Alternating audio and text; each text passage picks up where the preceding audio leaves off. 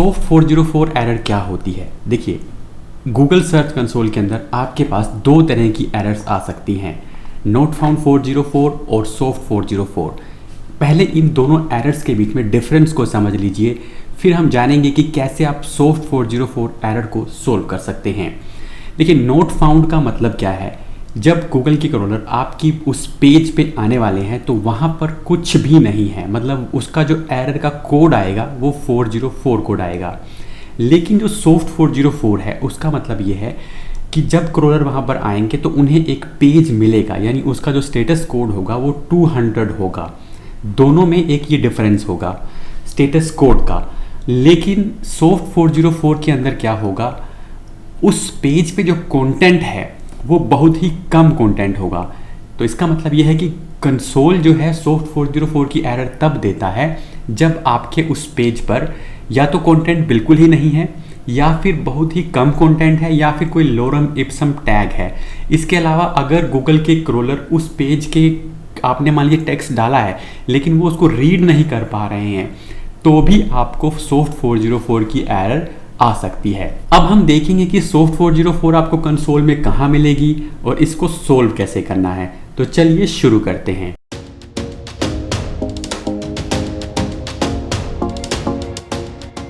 तो जैसे आप गूगल सर्च कंसोल को ओपन करेंगे, आपको इंडेक्सिंग में पेजेस के अंदर जाना है और यहाँ पर आप नीचे जब स्क्रॉल करके आएंगे तो यहाँ पर वो सारी एरर्स आपको देखने को मिलेंगी। तो ये सॉफ्ट 404 की एरर हमें यहाँ पर देखने को मिल रही है। इसको हमने वैलिडेशन के थ्रू किया था तो ये पास हो चुका है। तो वैलिडेशन क्या होता है ये मैंने लास्ट वीडियो में कवर किया था, वो उसको आप देख लीजिएगा। तो जैसे मैं इस पर क्लिक करूँगा तो मेरे सामने उन यूआरएल्स की लिस्ट आ जाएगी जिसके अंदर सॉफ्ट 404 की एरर आ रही थी।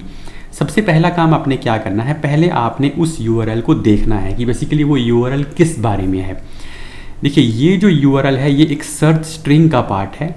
सर्च स्ट्रिंग का मतलब है कि जब आपने देखा होगा कि हम जब भी किसी वेबसाइट पे जाते हैं तो वहाँ पर एक सर्च बार होता है।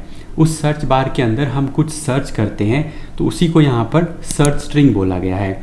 उसके बाद आगे जब इसके अंदर आप देखेंगे तो यहाँ पर फीड लिखा हुआ है, यानी कि ये एक आरएसएस फीड का यूआरएल है। तो आरएसएस फीड को आप अपनी वेबसाइट से कैसे रिमूव कर सकते हैं ये मैंने लास्ट वीडियो में कवर किया था इस प्लेलिस्ट के अंदर। तो वो वीडियो आप ऊपर आई बटन पे क्लिक करके भी देख सकते हैं और डिस्क्रिप्शन में भी आपको मिल जाएगा, उस वीडियो को आप जरूर देखिएगा। तो अब हमारा काम क्या है, हमें इस यूआरएल को इंस्पेक्ट करना है। मैनुअली हमने इसको देख लिया है कि ये किस बारे में है। अगला काम जो आपने करना है, आपने इस यूआरएल को ओपन करना है अपने ब्राउज़र के अंदर। तो अब जब मैंने इसको ओपन करके देखा तो ये सही में क्या था, ये फीड का यूआरएल ही है, क्योंकि हमें यहाँ से ही पता चल गया था ये फीड है। लेकिन मान लीजिए ये फीड नहीं होता तो फिर आपके पास एक जनरल पेज ओपन हो जाता और आपने उस पेज के ऊपर फिर कंटेंट को चेक करना था कि क्या इसके ऊपर कुछ कंटेंट है, क्या वाकई थीन कंटेंट है, क्या हमें इसके अंदर और कंटेंट ऐड करना चाहिए। ठीक है, तो वो आप जब आप उसको ब्राउज़र में ओपन करेंगे तब आपको पता चलेगा। मान लीजिए ये एक कैटेगरी का पेज होता जिस पर हमने कोई भी पोस्ट नहीं ऐड की होती तो भी ये थीन कंटेंट में आता, क्योंकि इसके अंदर हमने कोई भी पोस्ट ऐड नहीं की। तो कैटेगरी के पेजेस जब आप शुरू में बनाते हैं तो वो भी सॉफ्ट 404 के अंदर वो आ सकते हैं। तो अब हमने इसको जो है मैनुअली देख लिया था और ब्राउज़र के अंदर ओपन करके देख लिया। अब जो हम काम करने वाले हैं, अब हम इसको यूआरएल को इंस्पेक्ट करके देखेंगे।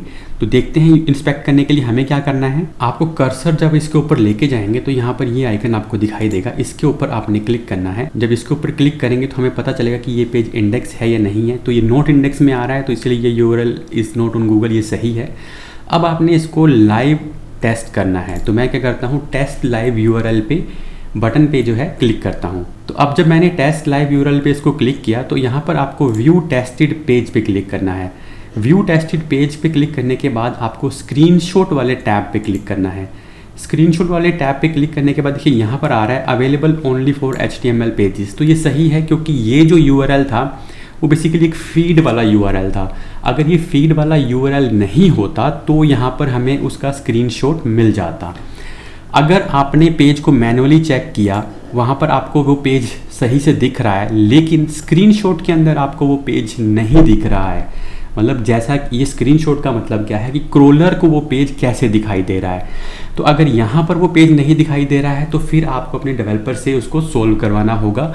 हो सकता है वहाँ पर कुछ ऐसा कोड हो कि वो स्क्रोलिंग के टाइम पे उसको नहीं दिखाई दे रहा हो। वर्डप्रेस के अंदर ऐसा ज़्यादा केसेस होंगे नहीं, लेकिन अगर आपकी वेबसाइट किसी और प्लेटफॉर्म पे बनी है तो ये केस हो सकता है। तो अब जब हमने इसको लाइव टेस्ट कर लिया, यहाँ पर अगर आपका पेज ओके आ जा रहा है, तो अब आपको करना क्या है। अब आप अगर मान लीजिए आप इसको सोल्व करना चाहते हैं, ठीक है, हमने एरर पता लग गई, हमें यहाँ से पता चल जाएगा कि यहाँ पर थिन कंटेंट है या नहीं है, ठीक है, यहाँ पता चल जाएगा कि वो गूगल के क्रोलर्स को पेज कैसे दिख रहा है। तो यहाँ पर अगर एरर आ रही है तो वो आपको डेफिनेटली वो डेवलपर से ही सॉल्व करवानी पड़ेगी।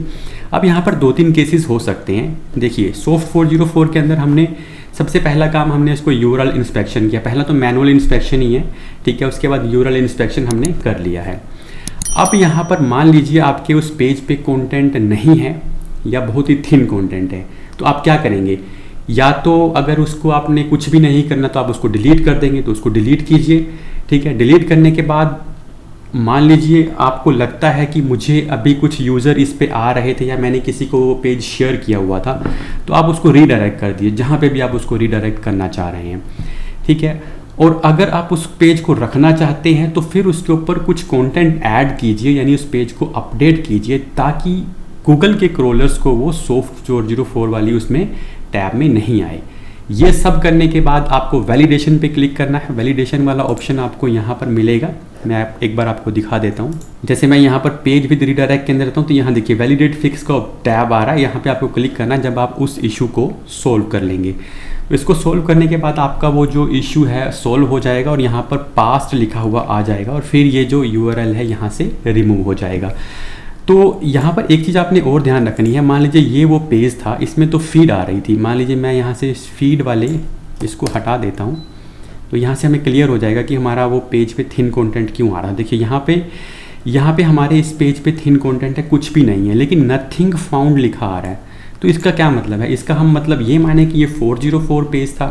नहीं, ये 404 पेज नहीं है। आपको अगर प्रैक्टिकली चेक करना है कि वो पेज 404 है या नहीं है तो आप क्या कर सकते हैं। एक तो जैसे मैंने यहाँ इंस्पेक्ट पे क्लिक किया था और हमने टेस्ट लाइव यूआरएल पे क्लिक किया, व्यू टेस्टेड पेज पे क्लिक किया, यहाँ मोर इन्फो के अंदर जाएंगे तो यहाँ पर आपको उसका स्टेटस कोड मिल जाएगा। तो यहाँ देखिए इसका स्टेटस कोड जो था वो 200 ओके आ रहा था, बट ये तो फीड वाला है। अगर यहाँ पे हमें इसको चेक करना है तो हमें क्या करना होगा, हमें इंस्पेक्ट में जाना होगा और इंस्पेक्ट में जाने के बाद आप नेटवर्क पे जाएंगे। नेटवर्क पे आने के बाद एक बार आप इस पेज को रिफ़्रेश कर लीजिए।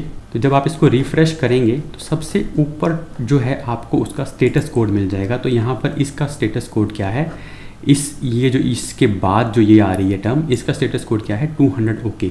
मतलब ये 404 नहीं है, ये थिन कंटेंट की वजह से ही ये इशू आ रहा है, ठीक है। तो आई होप आपको ये समझ में आ गया होगा कि सॉफ्ट 404 को कैसे सोल्व करना है। गूगल सर्च कंसोल के सारे वीडियो, सारी एरर्स को सोल्व करने की हमने एक पूरी प्लेलिस्ट बना रखी है, आप उस प्लेलिस्ट को जरूर वॉच कर लीजिए और ऐसे ही वीडियोस के लिए चैनल को सब्सक्राइब कर लीजिए। मिलते हैं आपसे नेक्स्ट वीडियो में।